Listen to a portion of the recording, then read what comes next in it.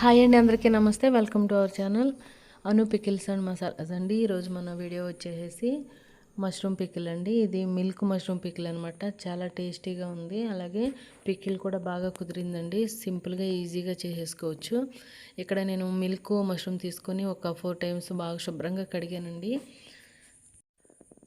మంచిగా కడిగినట్టయితే మట్టి వాసన కానీ అలా రాకుండా ఉంటుంది. సరిపడగా నేను ముక్కలు కట్ చేసి ఒక బౌల్లో వేసేసండి. ఒక టేబుల్ స్పూన్ సాల్ట్ వేసి, ఒక టీ గ్లాస్ వాటర్ వేసి స్టవ్ మీద పెట్టి మీడియం ఫ్లేమ్లో ఉంచానండి. 2 పొంగులు వచ్చిన తర్వాత జల్లెడలో వేసేసాను. ఈ విధంగా మనం వేసేసినట్టయితేనండి కొంచెం వాటర్ అంతా దిగిపోయి వేయించేటప్పుడు బాగుంటుంది అనమాట. ఎక్కువ ఆయిల్ పీల్చదు. చూసారు కదా, ఈ విధంగా ఒక 5 మినిట్స్ ఉంచేసాను.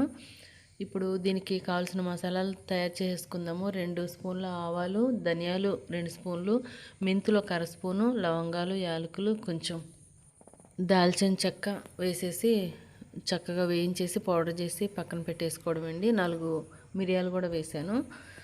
ఇంకా మష్రూమ్ అయితే చక్కగా వాడిపోయిందండి. ఇలా చేసినట్టయితే మట్టి వాసన రాకుండా, గడ్డి వాసన రాకుండా ఉంటుందండి. స్టవ్ వెలిగించేసి మరలా ప్యాన్ పెట్టేసి ఒక లీటర్ ఆయిల్ తీసుకున్నానండి. వేరుశనగ ఆయిల్ తీసుకున్నాను. ఇప్పుడు ఈ మష్రూమ్ అంతా వేసేసి చక్కగా వేయించాను. ఇలా ఈ విధంగా వేగిన తర్వాత మరీ డీప్గా వేగకూడదండి. ఈ విధంగా వేగితే సరిపోతుంది. ఇప్పుడు అదే ఆయిల్లో ఒక 4 స్పూన్లు అల్లం వెల్లుల్లి పేస్ట్ వేసి కొంచెం వేయించాను. అలాగే కొంచెం ఆరబెట్టిన కరివేపాకు కూడా వేసాను. దానిలో కొద్దిగా ఎండుమిర్చి, ఆవాలు, జీలకర్ర స్పూన్ చొప్పున, అలాగే పసుపు కూడా 1 స్పూన్ యాడ్ చేశానండి. అలాగే 125 గ్రాములు సాల్ట్ కూడా వేసాను. ఇదంతా కూడా ఒకసారి కలిపేసుకున్నాను. ఈ విధంగా కలిపినట్టయితే పోపు అది టేస్ట్గా ఉంటుందండి. ఇప్పుడు ముందుగా వేయించి పెట్టుకున్న మష్రూమ్ అయితే వేసేసాను. ఇదంతా కూడా మసాలాలంతా కూడా మష్రూమ్కి పట్టే విధంగా ఈ విధంగా కలుపుకోవాలండి. ఈ మిల్క్ మష్రూమ్ పికిల్ అయితే ఎక్సలెంట్గా కుదిరిందండి. చాలా బాగుంటుంది కూడా. చింతపండు ఇక్కడ 110 గ్రాములు చింతపండు తీసుకుని శుభ్రం చేసేసి కొంచెం రసం తీసి ఉడికించి వేసానండి. అలాగే ముందుగా మనం వేయించి పెట్టుకున్న మసాలాలు పౌడర్ చేసి ఇది కూడా యాడ్ చేసేసాను. ఈ పులుపు మసాలాలంతా పట్టిన తర్వాత స్టవ్ ఆఫ్ చేసేసి 1 నిమిషం పాటు ఉంచి స్టవ్ ఆఫ్ చేసేసి కారం యాడ్ చేయాలండి. ఈ విధంగా స్టవ్ ఆఫ్ చేసిన తర్వాత కారం యాడ్ చేసి పికిల్ అనేది నలుపుగా అవ్వదనమాట.